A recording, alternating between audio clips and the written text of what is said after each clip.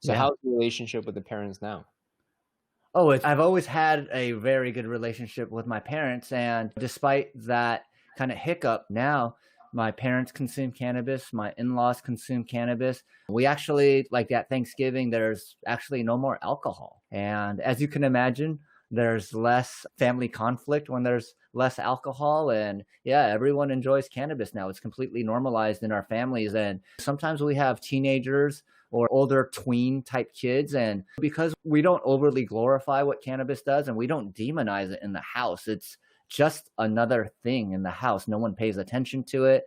And that's the way I want to, that's the way I like it, where we're not like trying to overly glorify, like this is the end all be all to fix any problem that you have, nor is it this thing that you drink once and all of a sudden you're shooting heroin. It's just something, if you use it correctly, it's fine. And yeah, so now there's absolutely no friction. And as a matter of fact, it's the preference of choice of my in laws and parents.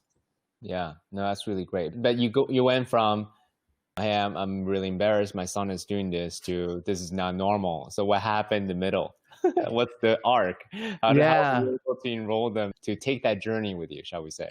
It's interesting because when they saw Sanjay Gupta on CNN, my father in law is a pretty well renowned chemist. My father, who passed away a few months ago, he did traditional Chinese medicine. So when he saw Sanjay Gupta talking about it, that definitely started changing their views on cannabis. I've been in Business Insider, Fox Business, Forbes. I've been in a ton of publications. So once they started seeing the work that we were doing is actually being picked up by not just High Times magazine or these other trade magazines and actually mainstream publications that they read, their friends read, they started going, wow. So once they saw Sanjay Gupta talk about it, they're like, oh, wow, another Asian doctor, the chief medical advisor at CNN is saying positive things and he's going around to all these houses. So they saw people that had seizures, they saw people with fibromyalgia, they saw all these really strong medical benefits. And when it came to them trying it out, I just said, hey, you saw the CNN special. Why don't you give it a try? And the first time, like my dad tried it, he sat in the massage chair. I turned it on for him. And then he goes, Seibo, I feel. And then I go, you feel what? And then he just kept going, Seibo, I feel.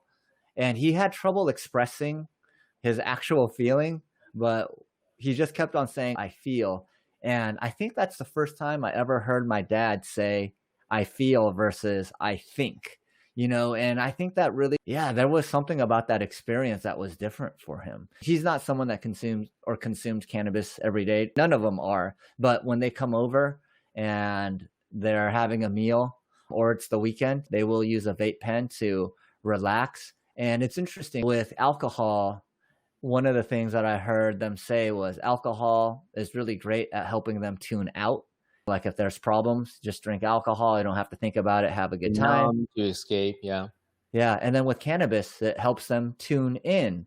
And Mhm, sometimes tuning in isn't pleasurable, but it is what they need to tune in on.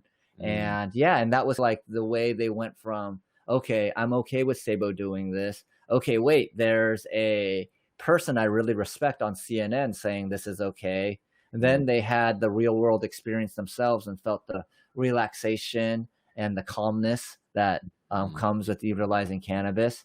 And then, yeah, and then I think seeing their son in publications that they could brag to their peer group about, all of a sudden it was like, okay, like you said, it's like pioneers get arrows shot in their back. I also know that given that I was an Asian in cannabis, I was also getting press that would normally be reserved for people that maybe had longer track records than myself. But because I was a minority in a controversial, polarizing industry, I got a lot of press focused on me for being outspoken as well.